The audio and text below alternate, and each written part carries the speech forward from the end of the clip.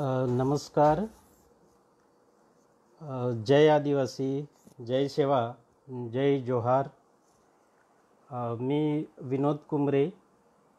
नक्कीच आपण मला ओळखता आहातच. आपण एकमेकांना सुपरिचित आहोत. उलगुलानिक साहित्यिक चळवळीच्या फेसबुक पेजवर आपल्या सर्वांचे मी मनापासून स्वागत करतो. आमचे मित्र डॉक्टर सकाराम डाखोरे यांनी व त्यांच्या सहकाऱ्यांनी हा उपक्रम सुरू करून खरोखरच आदिवासी साहित्याच्या ऑनलाईन चळवळीत मोलाची भर घातलेली आहे. मित्रांनो, महाराष्ट्राच्या वर्धा जिल्ह्यातील देवळी हे माझं गाव. तसे मूळ गाव या तालुक्यातील बोपापूर दिघी. देवळी ते मुंबई विद्यापीठाचा मराठी विभागात प्राध्यापक या पदावर मी आज कार्यरत आहे. हा प्रवास माझ्या लेखनाला समांतर असणारा जीवनाचा जगण्याचा प्रवास आहे. बोपापूर दिघीसारख्या छोट्या गावात जन्माला आलो. देवळी, वर्धा यासारख्या शहरात घडलो. आधुनिक कालखंडातील आदिवासी मराठी साहित्यावर PhDचे संशोधन केले. विदर्भ, मराठवाडा अशा प्रदेशातील महाविद्यालयात अध्यापनाचे काम करता करता आज मुंबईसारख्या महानगरातील जगप्रसिद्ध विद्यापीठात प्राध्यापक म्हणून कार्यरत आहे. महाराष्ट्रात आदिवासी संवर्गातील दोन तीन प्राध्यापक पदावर असणाऱ्यापैकी मी एक आहे. आज माझा ॲकॅडमिक बायोडाटाही बराच लांबलचक वाढत गेलेला आहे. साहजिकच अनुभवाचा आलेख उंचावत जातोय तसे तसे लेखन अनुभवाच्या मुशीतून अभिव्यक्त होत आहे.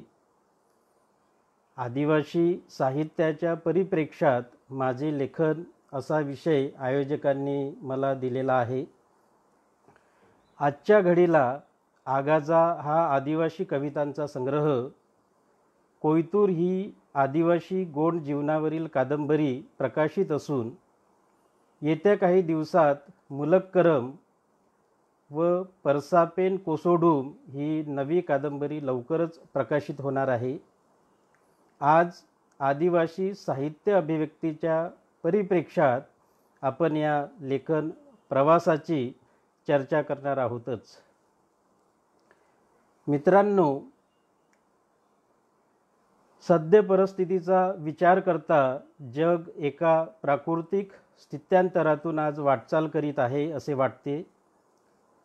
जगभर कोरोनाने थैमान घातले आहे.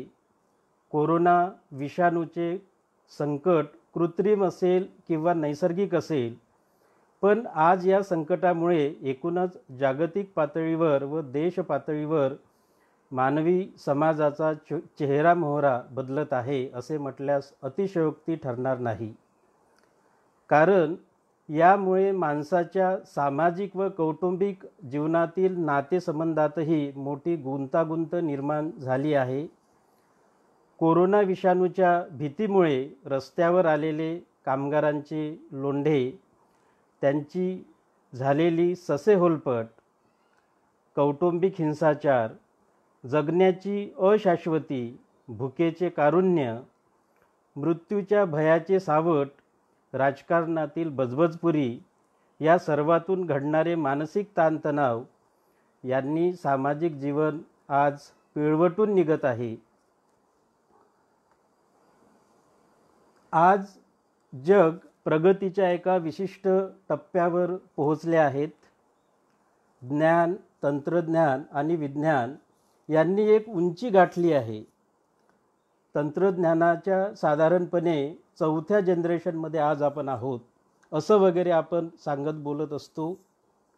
खाजगीकरण, जागतिकीकरण व उदारीकरण आदी विषयांवर चर्चाही करीत असतो.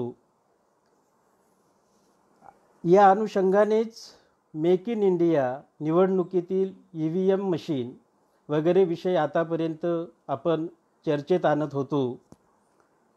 राजकारणातील सत्तांतर आणि बऱ्याच गोष्टींचा उहापोहही आपण करत आलेला आहोत.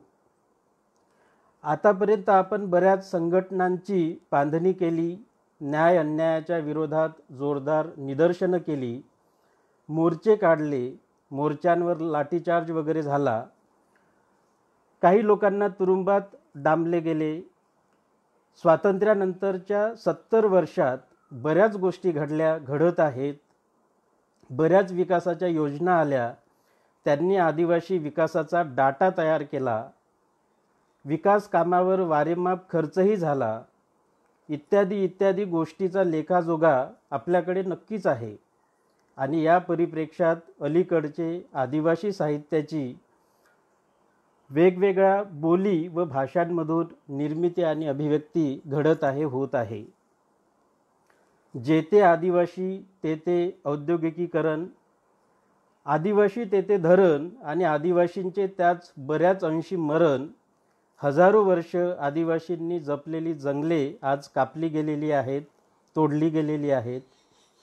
जंगल कापून तिथे रेल्वेचे रूळ घातले गेलेले आहेत आणि वाहतुकीची व्यवस्था केल्यानंतर मग औद्योगिक कारखाने, बुलेट ट्रेन सारखे प्रोजेक्ट वगैरे आज आपल्या समक्ष घडत आहे.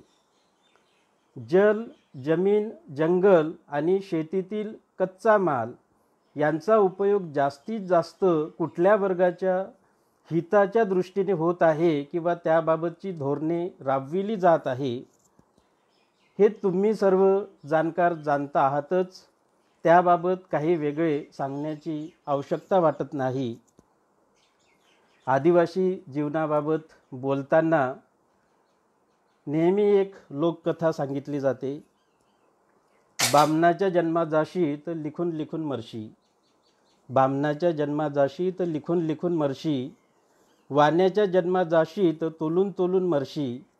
चामाराच्या जन्मात जाशी तर नाड्या जोती करून मरशी. पर वारल्याच्या जन्मात जाशी तर जंगलचा राजा होशी.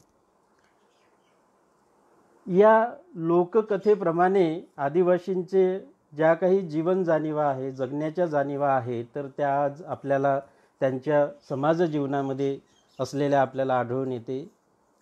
आदिवासी आणि जल, जमीन, जंगल यांचे एक अनन्यसाधारण असे नाते आहे. जल, जमीन व जंगल हे आदिवासीपासून वेगळे नाही आणि हेच आदिवासी जीवनाचे वेगळेपण आहे. माझी आगाजा या कविता संग्रहामध्ये एक कविता आहेत, ती मी आपल्यापुढे ठेवतो. प्रवृत्तीच्या अवकाळी वादळी चक्रात पिसले जातात दाण्यासारखे भूतकाळ आणि वर्तमानातल्या आवर्तातील निरपराध माणसं अखंड अविरत त्यांनी घालून दिलेल्या कायद्याच्या बेलगामी पारदर्शी नियमानुसार. माणसाला इतिहास मांडता येतो म्हणून त्याने मांडल्या आपल्याच मर्दुमकीच्या कथा. मांडले आपल्या आविष्कारातलं तथ्य, मांडला आपल्या आविष्कारातलं तथ्य. परिवर्तनाचा केला पिसाट कांगावा. सुधारकीचा बावटा मिरवित आहेत दिमाखाने. दोन्ही बाजूंची लढाई लढताना दोन्ही काठावर तूच. आपल्या अपराधाचं समर्थन करताना आणि अरण्याचा कायदा मांडताना. जल, जमीन, जंगल, जल, जमीन, जंगल आणि गगन भरारी पहाडांना बोलता, लिहिता, वाचता आलं असतं तर. जल, जमीन, जंगल आणि गगन भरारी पहाडांना बोलता, लिहिता, वाचता आलं असतं तर त्यांनी पुकारलं असतं विध्वंसरूपी माणसाविरुद्ध बंड. लिहिली असती क्रांतीची बात पानापानांवर आणि पेटवलं असतं उलगुलान आणि पेटवलं असतं उलगुलान. आज आम्ही राष्ट्रीयच नव्हे तर जागतिक पातळीवर कोरोना या विषाणूने पसरत असलेल्या महामारीच्या संकटातून वाटचाल करीत आहोत. हे संकट मानवनिर्मित असेल किंवा निसर्गनिर्मित, पण या संकटाची झळ एकूणच मानवी संस्कृतीला बसत आहे आणि यात निरपराध असा देशातील गरीब आदिवासी माणूस आर्थिक आणि अनेक प्रकारच्या विवंचनेत होरपळला जात आहे. आज शहर आणि गावातील रस्त्यावरचा माणूस घरात आणि पिंजऱ्यात व जंगलात बंदिस्त असणारे प्राणी रस्त्यावर फिरू लागले आहे. माणसाने गढूळ केलेल्या निसर्गाने स्वतःला शुद्ध करून घेण्याचा प्रयत्न चालविलेला आहे. अनेक प्रकारची नैसर्गिक संकटे मानवी समाजावर येत आहे. हे निसर्गाने विध्वंसरूपी माणसाविरुद्ध पुकारलेले उलगुलान किंवा बंड तर नाही ना, असा प्रश्न साहजिकच माझ्यासारख्या एका कवीच्या मनामध्ये, एका लेखकाच्या मनामध्ये निर्माण होतो आहे. मित्रांनो, निसर्ग आणि माणूस हे या पृथ्वीवरील अवकाशाचे दोन महत्त्वाचे घटक आहेत आणि या जगात प्रामुख्याने दोन प्रकारचे मानवी गट आहेत. एक गट या निसर्गसृष्टीचे जतन, संवर्धन व रक्षण करणारा गट आणि दुसरा गट निसर्गसृष्टीवर वर्चस्व प्रस्थापित करून विध्वंसरूपी उत्सव साजरा करणारा गट आहे. आणि हा कोरोना विषाणू अशाच विध्वंसरूपी माणसाच्या गटाचे अपत्य आहे असे समजल्यास वावगे ठरणार नाही असे मला वाटते.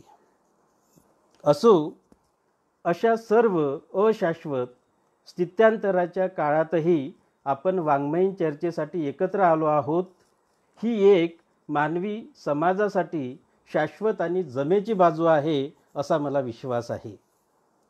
मी साधारणतः 90च्या दशकात कविता वगैरे सुरुवात केली, पण मला तब्बल 16 वर्षानंतर बऱ्यापैकी कविता लिहिता आली असे म्हणता येईल.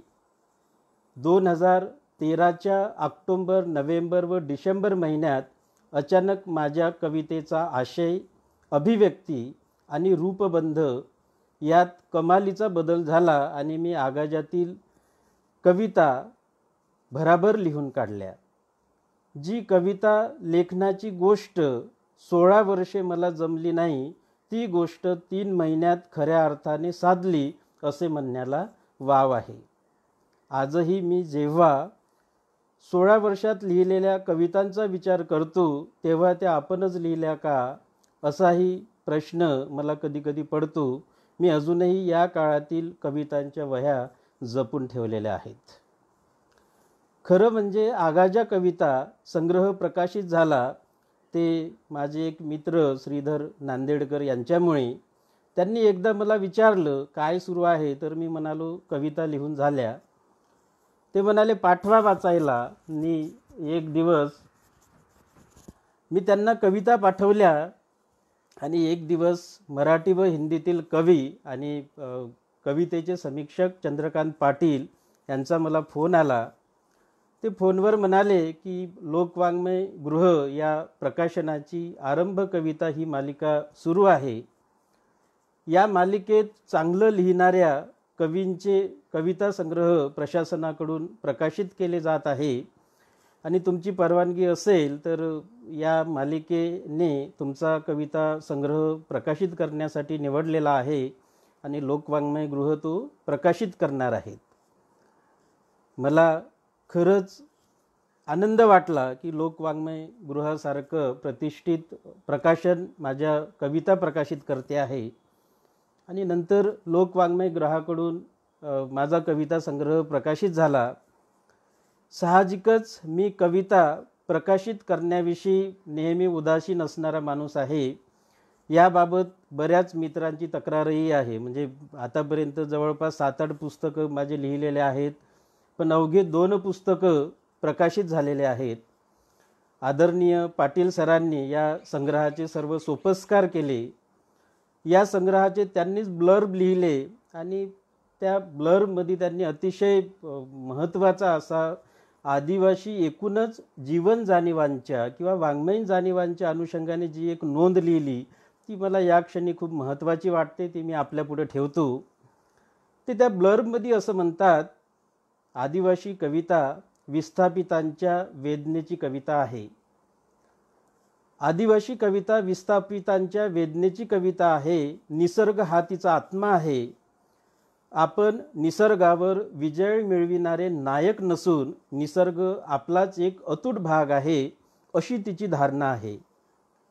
निसर्गापासून तुटणे म्हणजेच आपल्या अस्तित्वापासून ढळण्यासारखे आहे. आधुनिकीकरणातून येणाऱ्या नागरीकरणात आणि जागतिकीकरणाच्या झंझावातात आपली पाळेमुळे कशी टिकून ठेवायची, आपल्या अस्तित्वाचे विघटन कसे थांबवायचे, हा तिच्यासमोरचा तापदायक पेच आहे.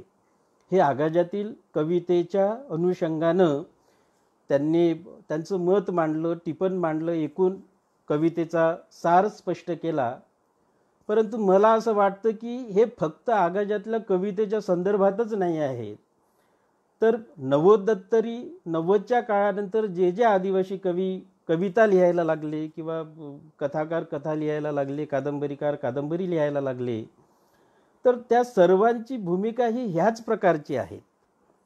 आपल्या समाजामध्ये जे दोन प्रकारचे गट, मी यापूर्वी तुम्हाला बोललो की एक गट असा आहे की जो निसर्गावर वर्चस्व प्रस्थापित करण्याचा सातत्यानं प्रयत्न करतो आहे, तर दुसरा आदिवासी सारखा ज्या समुदायाला मागास समुदाय म्हटलं गेलेला आहे, तर तो समुदाय मात्र जंगल टिकावं, जमीन टिकावी, जल टिकावं यासाठी सातत्यानं प्रयत्न करतो आहे.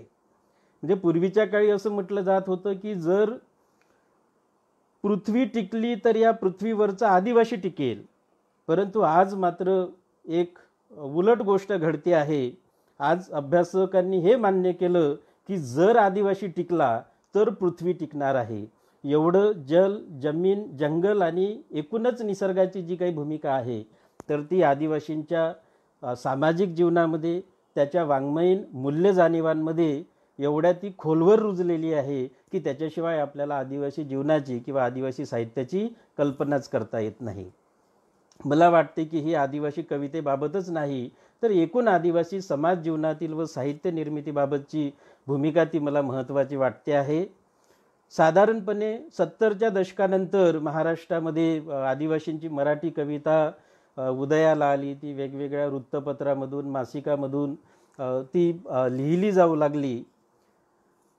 ज्या पद्धतीनं दलित कवितेने एक हडकंप मराठी कवितेमध्ये किंवा मराठी साहित्यामध्ये निर्माण केला, त्याचा दुसरा धक्का भुजंग मेश्रामसारख्या कवीची जेव्हा आदिवासी कविता म्हणजे साहित्याच्या क्षेत्रामध्ये यायला लागली, तेव्हा हे आणखी वेगळं काय, किंवा ह्या पद्धतीचं पण जीवन असू शकतं, किंवा ह्या पद्धतीच्या पण आदिम जाणीवा असू शकतात, किंवा आदिवासींच्या जगण्याचे हे ज्याला आपण म्हणू की एक जे काही अधिष्ठान आहे, तर ते त्या कवितेनं देण्याचा प्रयत्न केलेला आपल्याला दिसून येतो.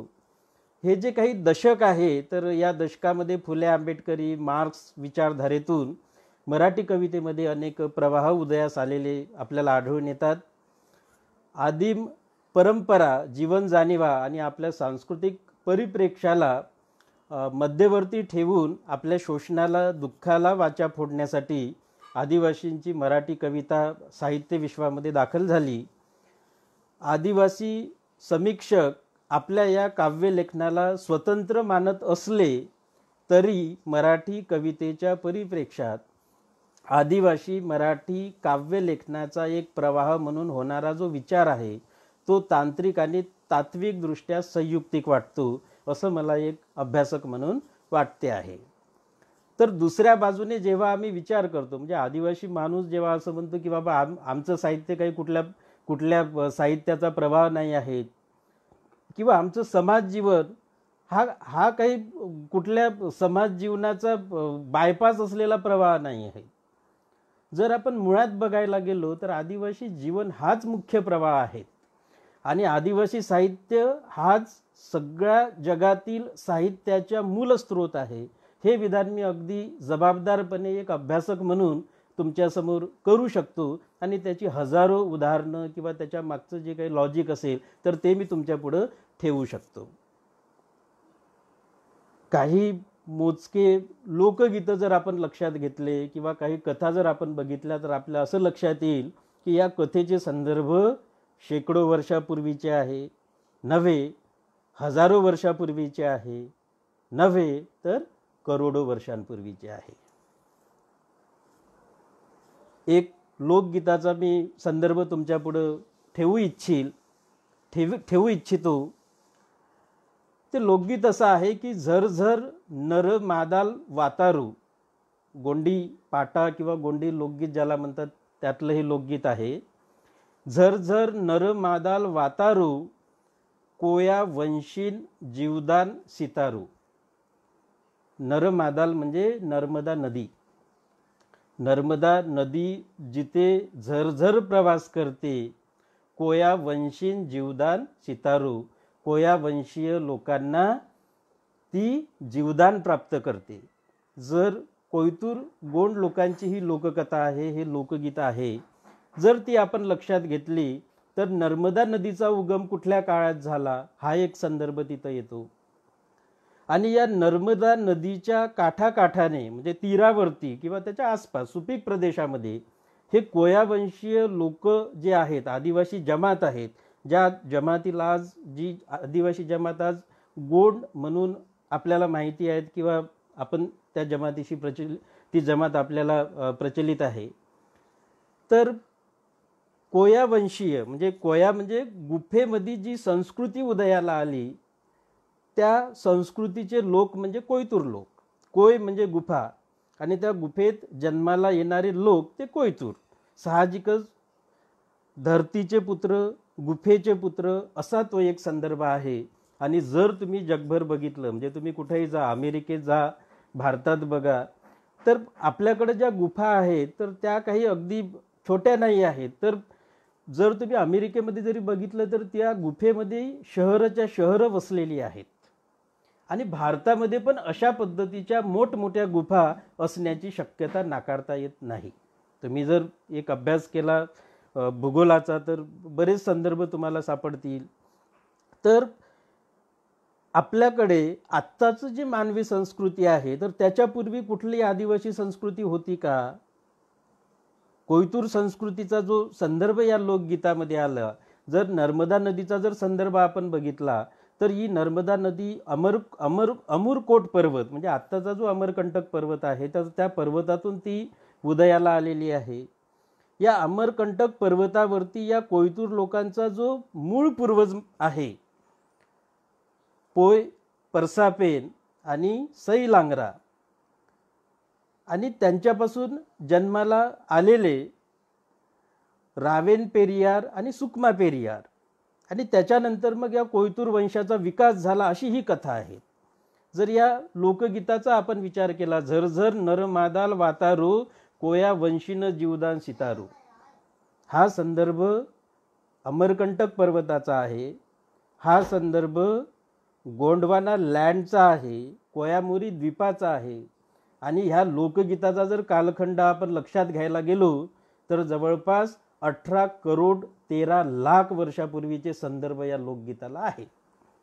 जर 18 करोड 13 लाख वर्षापूर्वी जर आमच्या माणसाला पाट्याची रचना केली जर तो करत असेल किंवा ते संदर्भ जर त्याच्या जीवनामध्ये असेल तर मला असं वाटते की आदिवासी जीवनाच्या अनुषंगाने एक काय म्हणू त्याला अधिक सखोल त्याचा अभ्यास किंवा त्याचे जे संदर्भ आहे ते तपासण्याची गरज आहे.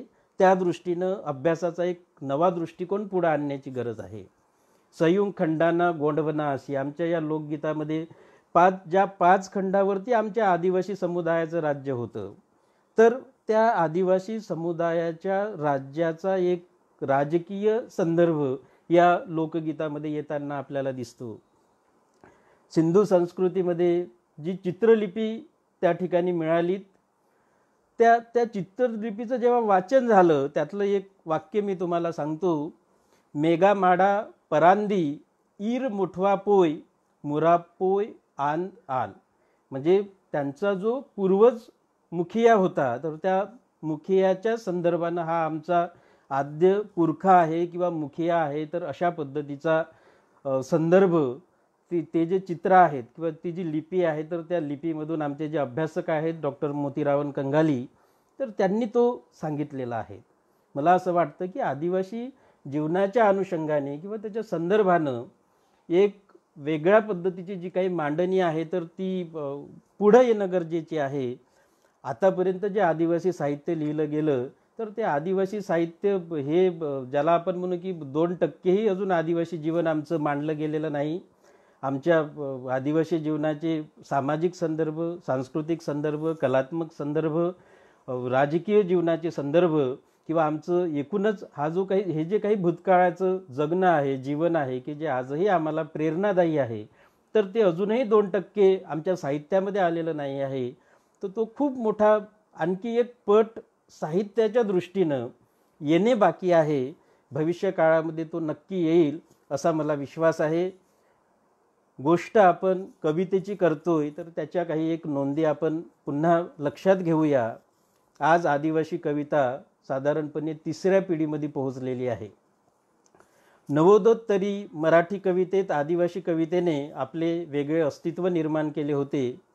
प्रामुख्याने आदिवासी बोलीतील आणि मराठीतील मराठी कवितेने आदिवासी काव्यनिर्मितीला सुरुवात झाली आणि काही बोलींमध्ये आणि काही मराठी भाषेमध्ये अशा पद्धतीच्या कविता लिहिल्या जाऊ लागल्या.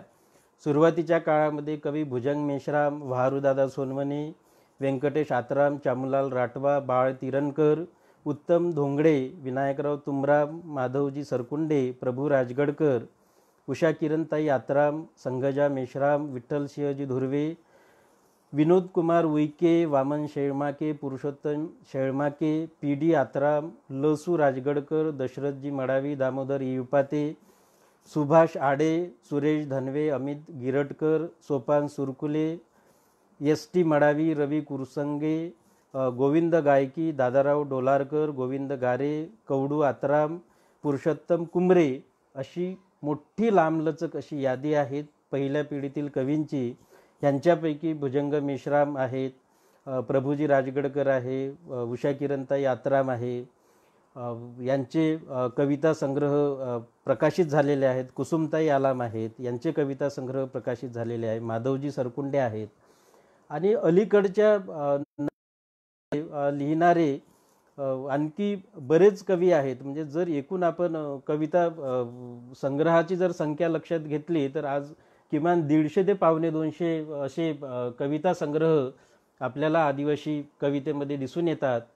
नंतरच्या पिढीमध्ये कुसुम आलाम, कृष्णकुमार चांदेकर, सुनील कुंबरे, कविता आत्राम, ब्रह्मानंद मडावी, पितांबर कोडापे, वसंत कुलसंगे, वसंत कन्नाके असे साधारणपणे दुसऱ्या फळीतले जे कवी आहेत तर ते आदिवासी कविता आपल्याला लिहिताना दिसतात. नंतरच्या पिढीमध्ये कवी तुकाराम धांदे, अशोक तुमराम, लक्ष्मण टोपले, विनोद कुंबरे, सुरेंद्र मसराम, संजय लोहजने, हल भवारी, राजू ठोकळ, उद्धव रोंगटे, आपले जे आयोजक आहे सकारामजी, डॉक्टर सकाराम डाखोरे आणि बरीच अशी जी नावं आहेत. म्हणजे काल परवा तर आम्हाला एक आदिवासी कवी मिळाला, कुचराम म्हणून आहेत आणि अतिशय सुंदर अशा कविता गोंडी भाषेमध्ये तो लिहितो. काही दिवसापूर्वी मला साहित्य अकादमीनं विचारलं होतं की बाबा गोंडीत लिहिणारं कोणी कवी असेल तर आम्हाला कळव, कारण बऱ्याचदा त्यांना आदिवासी बोलीमध्ये लिहिणाऱ्या कवींकडे त्यांचा जास्त कल असतो आणि मला एकही नाव सांगता आलं नव्हतं. आणि एक 3-4 दिवसापूर्वी जेव्हा मी एका ग्रुपवरती त्या गोंडीतल्या कविता वाचल्या तर खरंच मला आनंद वाटला. साहित्य अकादमीमध्ये संताली भाषेसाठी सेपरेट डिपार्टमेंट आहे, बऱ्याच आदिवासी भाषांसाठी सेपरेट डिपार्टमेंट आहे. आमच्या कातकरी भाषेसाठी का सेपरेट डिपार्टमेंट असू नये साहित्य अकादमीचं? आमच्या आंध भाषेसाठी का सेपरेट डिपार्टमेंट असू नये? आमच्या गोंडी माडिया भाषेसाठी का सेपरेट साहित्य अकादमीचा पुरस्कार दिला जाऊ नये असाही प्रश्न माझ्या मनामध्ये आहे. साहजिकच जर समजा पुढं आपल्याला अशी जर काही एक वाटचाल करता आली तर ह्या निमित्तानं आपण जर काही एक प्रयत्न केले तर साहजिकच महाराष्ट्रातील आदिवासींच्या बोलीभाषेंसाठी स्वतंत्र असा साहित्य अकादमीचा एक जो पुरस्कार आहे बोलीभाषेतील साहित्यासाठी, कारण जो पुरस्कार दिला जातो गोविंद गारे साहेबांच्या नावाने, मला वाटते तो मराठीतल्या साहित्यासाठी दिला जातो. तर बोलीभाषेतील साहित्यासाठी स्वतंत्र असा साहित्य अकादमीचा पुरस्कार सुरू करण्यात यावा अशी एक मागणी आपण साहित्य अकादमीपुढे ठेवायला हरकत नाही. आणि या चर्चेच्या निमित्तानं मला तुमच्याशी ते शेअर करावंसं वाटलं म्हणून मी ते ठेवलेलं आहे. काही एक संदर्भ आपण घेऊया आणि पुढं जाऊया. पहिल्या पिढीतील भुजंग मेश्राम हे माझे अतिशय आवडते कवी आहेत आणि मी जे एक विधान केलं होतं की ह्या कवितेनं मराठी आदिवासी कवितेला एक दिशा देण्याचं काम केलं, बोलीभाषेतील कवितेला एक दिशा देण्याचं काम केलं आणि म्हणजे एकूण आदिवासी लेखकानं कवीनं साहित्याकडं कुठल्या दृष्टीनं बघितलं पाहिजे, त्याच्या जीवनधारणा ह्या कुठपर्यंत तो खोलात जाऊ शकतो हे भुजंग मेश्रामांनी त्यांच्या काही कवितांमधून मांडलेलं आहे. त्यांची एक कविता तुमच्यापुढं ठेवायला मला नक्की आवडेल. त्यांची अरण्यबेट नावाची कविता आहे. चोहीकडे पसरलेल्या अंधाराचा समुद्र ओलांडून ते माझ्या बेटावर आले. चोहीकडे पसरलेल्या अंधाराचा समुद्र ओलांडून ते माझ्या बेटावर आले. एका नव्या जगाचा शोध लागल्याच्या आविर्भावात त्यांनी वाऱ्याला सांगून टाकला आपला अभ्यास. ते विसरले आपण आणलेल्या जहाजांच्या साधनांचा इतिहास. हे भारतातच नाही तर हे अगदी जगभर घडलेलं आहे.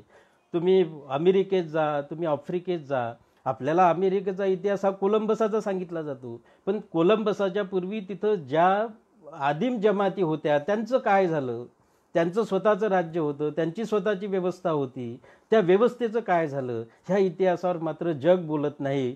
जगाला कोलंबसाचा दैदिप्यमान असा पराक्रम दिसला, पण तिथल्या आदिवासींना जे कापलं गेलं, त्यांची व्यवस्था नष्ट केली गेली, तिथले जे हजारो भारतीय वंशाचे आदिवासी लोक होते, इंडियन आदिवासी लोक होते, त्यांचे शहरं जाळले गेले, त्यांच्या वस्त्या जाळल्या गेल्या, त्याचं तो इतिहास कुठं आहे तर तो अजूनही आदिवासी साहित्यामध्ये येणं आणखी बाकी आहे असं मला वाटतं. आणि म्हणून मग एक अरण्य बेटाची कल्पना करून की बाबा काय घडलं नेमकं, आदिवासींचे बेटं कशा पद्धतीनं काबीज केली गेली, आदिवासींची संस्कृती, त्यांचं जीवन, त्यांच्या कला कशा पद्धतीनं नष्ट केल्या, त्याच्यावरती कशा पद्धतीनं अतिक्रमण झालं हे सांगण्याचा प्रयत्न भुजंग मेश्रामांनी या कवितेमध्ये केलेला आहे. आदिवासींच्या समृद्ध ऐतिहासिक जीवनाच्या पतनाची सुरुवातही अशीच काहीशी आहे या कवितेसारखी. पंडितांनी आपले पांडित्यपणाला लावून आपल्याच संस्कृतीचा इतिहास रंगवला, सृष्ट दृष्ट कल्पित गोष्टी जोडून आपला पराक्रम सांगितला आणि यात मात्र आदिवासी नागवला गेला.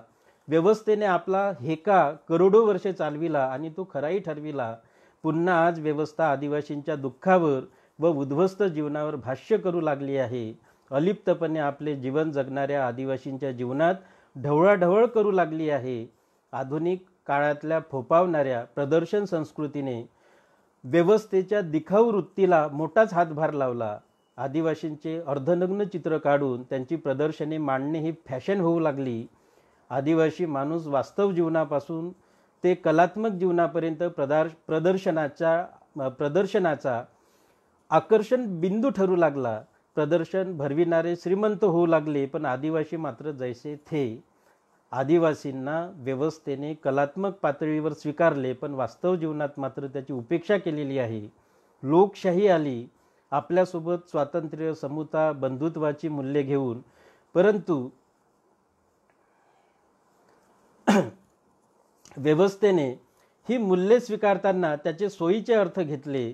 लोकशाहीसारख्या देशाच्या व्यवस्थेने आजही समाजात घडून येणारे जे क्रौर्य आहे, हिंसा आहे, ती बघितल्यानंतर लोकशाहीसारख्या देशाच्या व्यवस्थेत आजही लोकशाहीसमोर प्रश्नचिन्ह उभे राहते.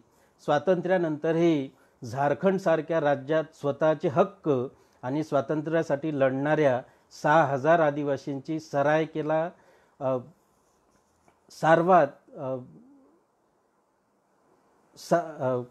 सारसावात या ठिकाणी एका मंत्र्याकडून हत्याकांड घडवले गेले. 6,000 आदिवासींना त्यांना एकत्र करून मारलं गेलं. त्यांना काय म्हणू आपण त्याला की सैनिकांनी एका ठिकाणी गोळा केला आणि त्या सगळ्यांना गोळ्या घातल्या.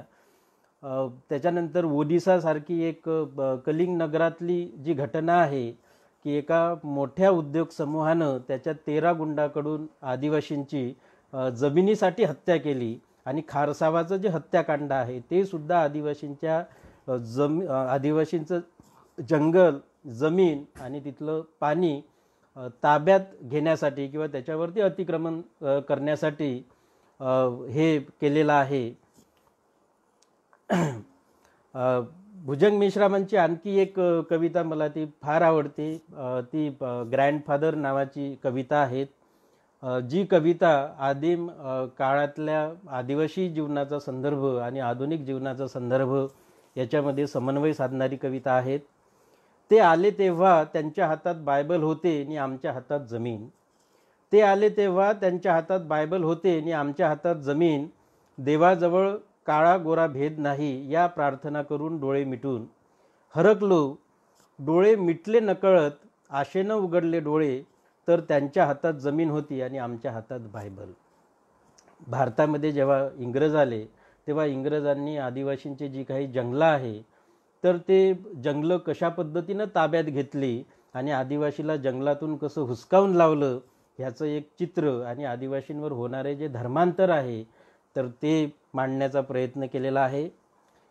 ह्या कवितेमध्ये जे ग्रँडफादर आहे तर ते नेल्सन मंडेलांना त्यांनी उद्देशून म्हटलेलं आहे. आफ्रिकेचे नेल्सन मंडेला जेव्हा भारत भेटीवरती आलेले होते त्या काळात ही कविता लिहिली भुजंग मेश्रामांनी. ग्रँडफादर तुम्हाला सांगण्यासारखे काहीच नाही. ग्रँडफादर तुम्हाला सांगण्यासारखे काहीच नाही. ते आले तेव्हा त्यांच्याकडे भटकंती होती आणि आमच्याकडे इतिहास. ते म्हणाले आपण सर्वच करू अदला बदल अन बदलू जग. केला विश्वास. आता त्यांच्याकडे आहे इतिहास आणि आमच्याकडे विमुक्ती. ग्रँडफादर तुमची बुद्धाशी ओळख आहे की नाही. नेल्सन मंडेला भारतात आल्यानंतर त्यांना राजघाट दाखवला गेला. देशातले जे दाखवण्यासारख्या गोष्टी होत्या त्या सगळ्या दाखवल्या. पण आदिवासींचा जंगल आणि खरा जो आदिवासीचं जे या देशातलं चित्र आहे ते मात्र त्यावेळेच्या सरकारनं त्यांच्यापासून लपवून ठेवलं. आणि म्हणून नेल्सन मंडेलांशी बातचीत करणारी ही एक कविता आहे आणि ही मला अतिशय आवडते. मला असं वाटते की बाबा अगदी इंग्रजाच्या कालखंडामध्ये आदिवासींचं होणारं विस्थापन किंवा आर्य आल्यानंतर नेमकं काय झालं, कशा पद्धतीनं आदिवासी नागवला गेला हे चित्र या कवितेनं अतिशय चांगल्या पद्धतीनं मांडलेलं आहे. आणि खरंच हा कवी एक आदिवासी कवितेची उंची घालून देण्याचा प्रयत्न करतो की आदिवासी कविता ही काही फक्त आदिवासी समूहापुरती मर्यादित नाही आहे. ती फक्त आदिवासीचं दुःख फक्त मांडत नाही आहे तर जगातील तमाम दुःखित, शोषित, वेदना आणि मानवी ज्या काही भावना आहे त्याला अगदी जागतिक पातळीवर काय म्हणून आपण त्याला अभिव्यक्त करण्याचं सामर्थ्य हे आदिवासी कवितेमध्ये आहे, आदिवासी साहित्यामध्ये आहे. हे भुजंग मेश्रामांच्या कवितेनं स्पष्ट केलेलं आहे. मगानी मी तुम्हाला माझी आगाजामधली एक अरण्य नावाची कविता वाचून दाखविली. ही दीर्घ कविता आहे. त्याच्या पुढचा जो एक भाग आहे तो मी तुमच्या पुढे ठेवतो. या अरण्याच्या पुढं जो नेक्स्ट भाग आहे म्हणजे जवळपास याची मला वाटते 3 भागामध्ये ही कविता आहेत. त्यांनी आरंभलेल्या जागतिकीकरणाच्या पुसट बिंदूपासून तुझ्या काळजात रुतवत आहेत खंजीर. हे अरण्याला उद्देशून आहेत. तुला करताहेत रक्तबंबाळ आणि भुई सपाट. आखताहेत वेगवेगळे प्रोजेक्ट. तुला घालताहेत कुंपणं. रचताहेत तुझ्या कत्तलीचा इतिहास पुन्हा पुन्हा. आणि घडवताहेत जगभर तुझ्या कत्तलीचं चर्चासत्र. मांडताहेत ठराव नि प्रस्ताव. अरण्या तुझा इतिहास आहे त्यांना मान्य, त्यांनीच घडवलेला. त्यांना घुसखोरीही आहेच मान्य. सर्व चुका केल्याच आहेत कबूल. प्रवेशाला 10 रुपयांची तिकीट लावून त्यांनी दिलाय प्राण्यांना अभयाचा भरवसा. आता करायच्याच ठरवल्या टेकड्या उजाड. बांधायचे ठरवले मधोमध बंगले नि पिकनिक हाऊस. डोंगरावरच्या पाऊलवाटेचं सुशोभित रुंदीकरण नि दुतर्फा बोन्साय झाडाचं पोडियम गार्डन. काल दिमाखात या अरण्याच्या टेकडावर उभा असणारा माणूस आज करतोय चौकीवर चाकरी. काल दिमाखात या अरण्याच्या टेकडावर उभा असणारा माणूस आज करतोय चौकीवर चाकरी. मिळो अगर ना मिळो पोटासाठी भाकरी. नाळ म्हणतात ती अशीच गोष्ट असावी का की त्याचा सुटता सुटत नाही अरण्यातला जीव. घास कुटका भाकरीसाठी त्याने तुला लावलं पणाला की हिरावून नेलेल्या लेकरासाठी तो आठवतोय जीव. ह्या हिरव्यागार पानराजीत तो पहिल्यांदा बायकोला घेऊन आला तेव्हा त्याने किती अभिमानाने दाखवला होता तिला जंगल. आणि तिच्या कानात कुजबुजला होता काहीतरी गूज. ती लाजली तशी पानं शहारली हिरव्या शृंगाराने. आणि त्यांनी घातला असावा उखाणा नव्या मालकिनीच्या नावाचा. त्या वेलीवरच्या फुलांकडे बघून तो हरखून बोलत होता. ती ह्या अरण्यावर विश्वास ठेवून होती बिनधास्त. अचानक धूर ओकणारी जीपगाडी अरण्यात आली आणि बदलता बदलता सारंच घडत गेलं. खूप वर्षापूर्वी अचानक रथाची चाकं अरण्यात शिरली आणि बदलता बदलता बदलत गेलं पुराण. पूर्वी सांज पडल्यावर म्हातारी गोष्ट सांगायची अरण्याची. पाखरांना चारा नाही आणि माणसांचा वारा नाही. तेव्हा या अरण्याकडे बघून वाटत नव्हता विश्वास. गोष्टीला काय, गोष्टीसाठीच असते ती. अरण्या तुझीही आखली जात आहेत शहरं. जोडले जात आहेत डांबरी रस्ते बिनधास्त. शहरीकरणाच्या प्रक्रियेत तुझाही आराखडा मांडला जातो धुराड्याच्या चिमण्यांसह. नी घडवले जाते पुन्हा पुन्हा जागतिकीकरणाचे बलांट. अरण्या तुला चेटूक वगैरे येतं का की धरता येतो शिकारीवर नेम की करता येतं राजकारण कत्तलीचं. काहीही पिकलं नी काहीही विकलं जाण्याच्या प्रक्रियेत त्यांनी मोडल्यात सर्व मर्यादा आणि नियम निसर्गाचे. त्यांनी मांडलेत बेपनावी डाव नी मोडल्यात सर्व पंचशील शक्यता. अरण्यात उगवणारे लाल पळस बुद्धाच्या बोधिवृक्षासारखे दिसतात स्वप्नात. ते सांगतात जीवनाचं थोर गूढ. उन्हात तळपतानाही फुललं पाहिजे आगीसारखं. शोधला पाहिजे आगीचा अंत म्हणजे सापडेल विध्वंसाचं मूळ.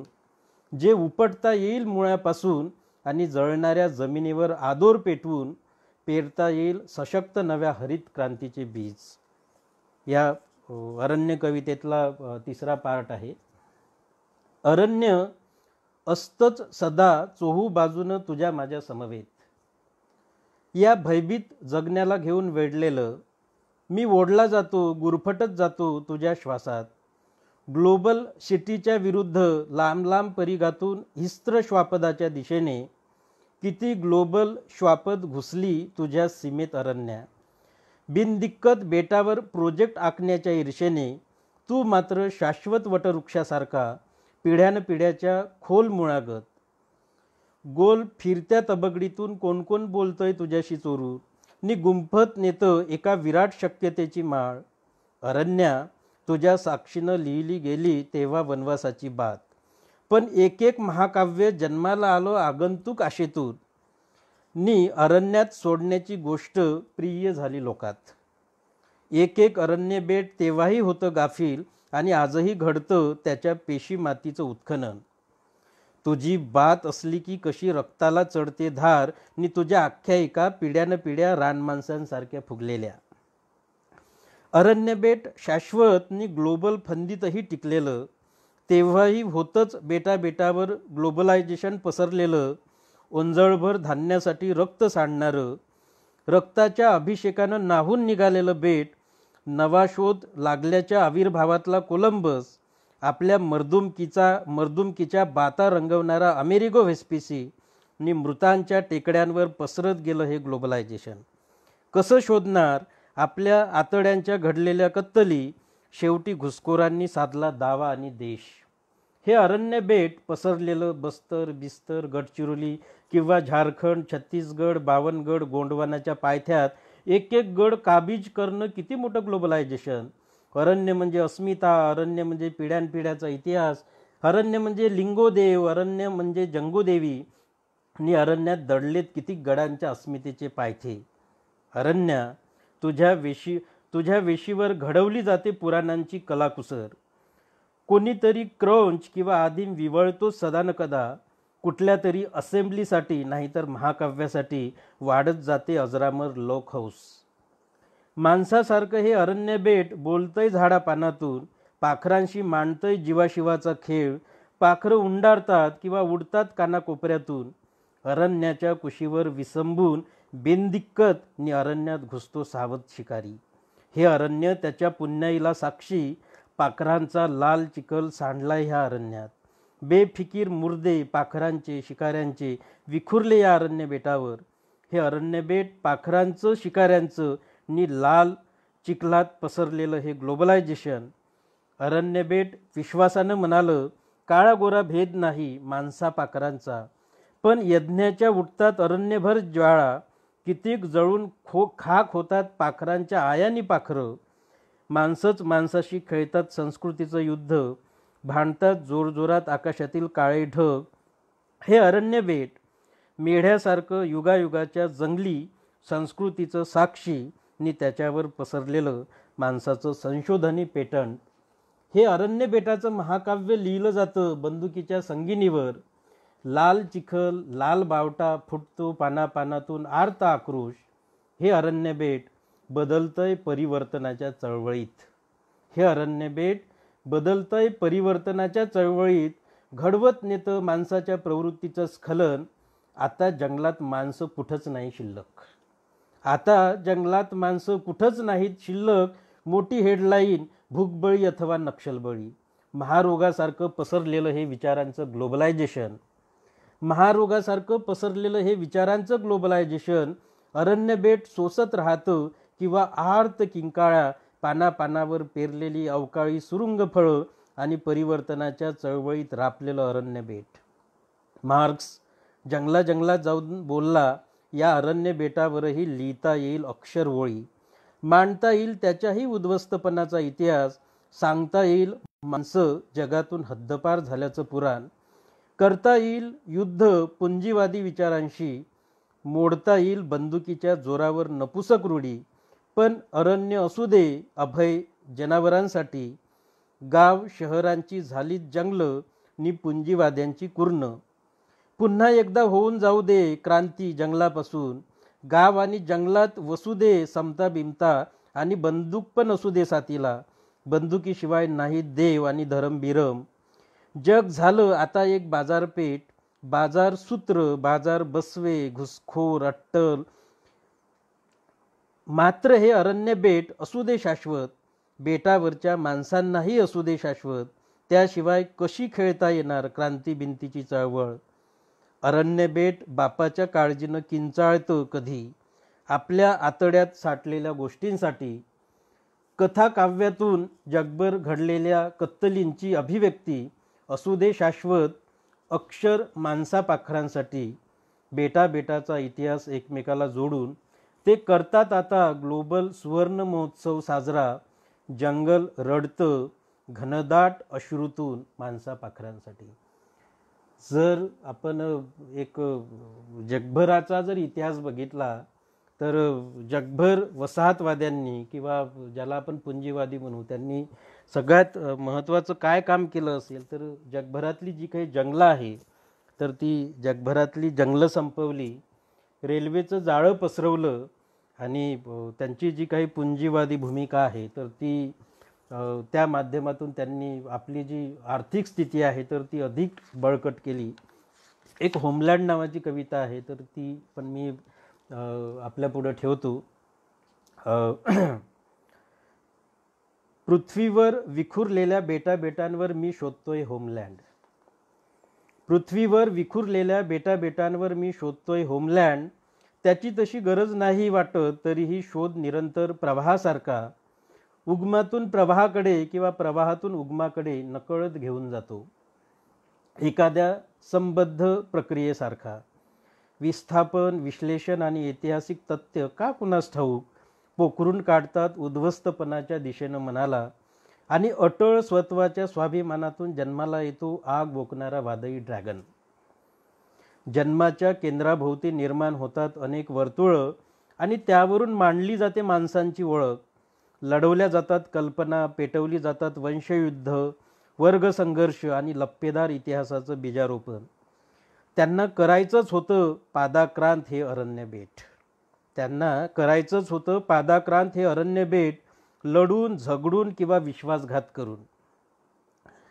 म्हणून त्यांनी मांडलं स्वतःचं युद्ध सत्य. माणसांच्या कत्तली घडवून आणल्या तरीही, जल जमीन जंगल हडपून बायकांवर बलात्कार केले तरीही त्यांना मांडता येतो अजरामर अमेरिकेसारखा इतिहास. लिहिता येतं अक्षर महाकाव्य. आफ्रिका ऑस्ट्रेलिया कुठल्याही बेटावर खेळता येतं जागतिकीकरण लुटमार. इतिहासातली जेत्यांची जादूची कांडी, इतिहासातली जेत्यांची जादूची कांडी जी फिरविता येते वटभर हुकूम, ज्यात गाडल्या जातात सत्ता संस्कृतीच्या अस्मिता, रेखाटलं जातं पराजितांना खुंशी आणि क्रूर, पराजितांच्या बायकांचे टांगले जातात वेशीवर उभाट स्तन, वासनांद प्रवृत्तीतून बायकांची केली जाते शिकार, त्याचा क्रूर आणि अमानवीपणा ठरतो पराक्रम. जहाजांच्या शिडावर फडकवता येते डौलात पताका, करता येतं पहाडाचं किंवा पहाडासारख्या शौर्याचं सपाटीकरण, उभारले जातात आपल्याच पराक्रमाचे विजयी स्तंभ, लेखणीची हातचलाकी आणि श्रेष्ठत्वाच्या वल्गना, खेळली जाते खेळी आणि बदलल्या जातात घटना. हिरव्यागार अरण्य बेटावरची सर्व मुळं मी खोदून बघितली. खोदून बघितल्या खंडर झालेल्या राजधान्या, सुलटी केली इतिहासाची पानं. त्यांनी धर्माच्या नावावर मांडला होता डाव, भाजली होती राजकारणाची पोळी, घातलं झणझणीत अंजन. या अरण्यभर विजूघिशी यज्ञाचं पसरविलं साम्राज्य. जोपर्यंत घोड्यांच्या टापांचे आवाज अडणार नाहीत तोपर्यंत या पवित्र अग्नीच्या ज्वाळा त्यांच्या साम्राज्याच्या सीमा आखणार होत्या. हडपण्याच्या हट्टहासातून त्यांनी पायदळी तुडविली मानवी नीतिमूल्ये. त्यासाठी एकलव्यासारखं ठरवलं गेलं बळी, सांगितली गेली अजरामर लोकगाथा, मांडले आपल्या अधिपत्याच्या हडपलेल्या जमिनीचे नकाशे. उद्ध्वस्ताच्या वाट्याला जे येतं ते जगभर घडतानाही सर्वच इतिहासकारांनी कुशलतेनं रंगवला भरजरी इतिहास. अरण्य बेटावरचे दूर दूर पांगलेले पक्षी, विसरले बेटाचं गूढ, त्याचा घेतलाय शिकाऱ्यानं फायदा. उठवल्या उद्ध्वस्तपणाच्या कांड्या, त्यांना वाटतंय शिकारी दडवता येतं काहीही. लाल अक्षरांच्या पोथ्या मिरवता येतात ह्युमॅनिझम सांगून,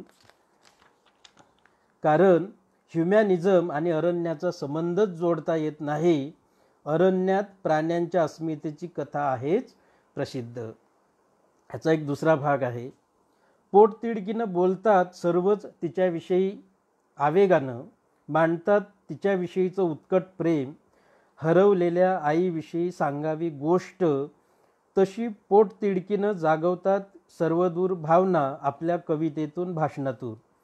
जसा आपल्या खंगलेल्या हाड्याकुडाचा इतिहास सांगता येतो डोळ्यात अश्रू गोठवून, सर्वस्व गमावल्याच्या भावनेनं बडवून घेतात ऊरपोट.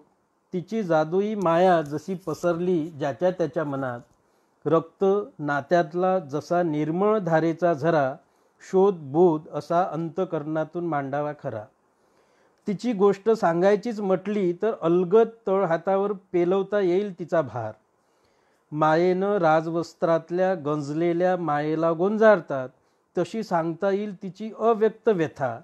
राजपथावरून चालते तेव्हा राजासारखी, राजपथावरून चालते तेव्हा राजासारखी, म्युझियममध्ये मांडली जाते तेव्हा कैद्यासारखी, दिवाणखान्यात मांडली जाते तेव्हा शोभेसारखी, वस्ती पाड्यामध्ये नांदते तेव्हा लक्तरासारखी.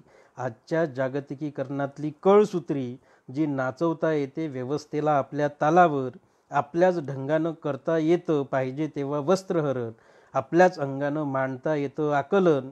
तुम्ही म्हणजे सिद्धहस्त, अभ्यासक, समीक्षक. व्यवस्थेनं मांडले विच्छेदनाचे नकाशे, आखल्या सीमारेषा, लढ्याला दिलं चोख प्रत्युत्तर, खेळला पानफुकणीचा आंधळा खेळ, पुन्हा एकदा साधला डाव. देशाला स्वातंत्र्य मिळाल्यानंतरही लोकशाहीतल्या कुठल्याही कलमाला तिचं थांबवता आलं नाही विभाजन. त्यांनी खरा ठरवला आपलाच माइन काम्फ. पुन्हा एकदा इतिहासाची घडवली पुनरावृत्ती. तिच्यासाठी पुकारलं जातं बंड शब्दातून. ती म्हणजे अस्मिता, ती म्हणजे वंशमूळ, तिच्या आठवणीशिवाय शब्दच येत नाही ओठांवर. ती म्हणजे पृथ्वीचा भूगोल इतिहास, ती म्हणजे आमच्या संस्कृतीचा परी, जगण्यातली उर्मी गरमी उधाणलेला उत्साह. तिच्याशिवाय कसं मांडता येईल परिशीलन, नजरेआड कसं करता येईल अंतर्नाद. तिच्यासाठी उभारले जातात लढे, तंट्या भिल्लापासून नेल्सन मंडेलापर्यंत. तिच्या मुक्तीसाठी बिरसानं पुकारलं उलगुलान, गणतंत्राचे दिले तंत्र मंत्र. स्वातंत्र्य समता बंधुत्वाच्या कल्पनेत ती शोधते आपलं हरवलेलं स्वातंत्र्य, ती शोधते आपलं हरवलेलं स्वातंत्र्य. या ज्या 2 कविता आहे, तर एकूणच आदिवासी जीवनामध्ये जी काही एक आपण म्हणू की त्या जीवनाचे जे काही संदर्भ आहेत, या विस्थापनाचे जे काही संदर्भ आहेत, तर या 2 कवितांमध्ये मी मांडण्याचा प्रयत्न केलेला आहे. आदिवासींच्या इतिहासाचं नेमकं काय झालं, म्हणजे त्याच्यावरती एक सुंदर अशी छोटीशी कविता आहे, फार मोठी नाही आहे ही. तर ती मी तुमच्यापुढं ठेवतो की बाबा आपला इतिहास कशा पद्धतीनं काय म्हणू आपण नाकारला गेला, किंवा त्या इतिहासाचं कशा पद्धतीनं विकृतीकरण केलं गेलेलं आहे. तर हे सांगणारी मांडणारी कविता आहेत. मोटी नावाची कविता आहेत. एक होता राजा, म्हणजे इतिहासाचे कसं काल्पनिक रूप देऊन तो इतिहास गाडला जातो, किंवा त्याला कशा पद्धतीनं वेगळे अर्थ दिले जाऊ शकतात, तर ते सांगणारी ही कविता आहेत. साहजिकच सगळ्या आदिवासी जमातीमध्ये बडा देव, मोठा देव किंवा त्यांचा एक आद्य देव आहे, जो वेगवेगळ्या नावाने ओळखला जातो. ही महादेवावर असलेली कविता आहे, शंभूवर असलेली कविता आहे. त्याच्यावरती मी पुन्हा आणखी थोडं बोलणार आहेतच. महादेवा जातो गा देवार माया, महादेवा जातो न नंदीची भेट घेऊन येतो. हरभरा हर्रार महादेव, 5 बेटखंडाचा हा भनंग राजा. 5 जे गोंडवाना लँड होतं त्याचा हा राजा, त्याचा इतिहास कशा पद्धतीनं नाकारला गेला किंवा त्याला कशा पद्धतीनं फाटा दिला गेला, तर ते आपल्याला याच्यामध्ये दिसते आहे, म्हणजे या कवितेतून आपण समजून घेऊ शकतो. 5 बेटखंडाचा एक भनंग राजा, घोर झोपलाय आपल्या संस्कृतीच्या चितेसमोर. झोपलाय तर झोपू दे, घोरतोय तर घोरू दे. कर रिंगण, फेर दंडार, धर ताल, काढ सूर. पोटातून काढ, ओटातून काढ, बारी बारी मन, वारी बारी मन. महादेव मन, चौरागड मन, पचमेडी मन, सालबड्डी मन. वरा वरा गा शंभू, वरा वरा मन. महादेवा जातो गा देवार माया, महादेवा जातो अन खोबऱ्याचा ढोल घेऊन येतो. हर्रार महादेव, गडावर गड रे चौऱ्याचा गड. गडावर गड न गड आहे कठीण. हर्रार महादेव, महादेवा मन सालबड्डी जातो गा. सालबड्डी मन, खारवा कसा पिवळा पिवळा धमक. बादाम खारी खोबऱ्याची वाटी. इतिहासकाराच्या दाराला लावली या ताटी. इतिहासकाराच्या दाराला लावली या ताटी. महादेवा जातो गा देवार माया, महादेवा जातो न मया महादेव राजाची भेट घेऊन येतो. ह्या कवितेचा दुसरा भाग आहे.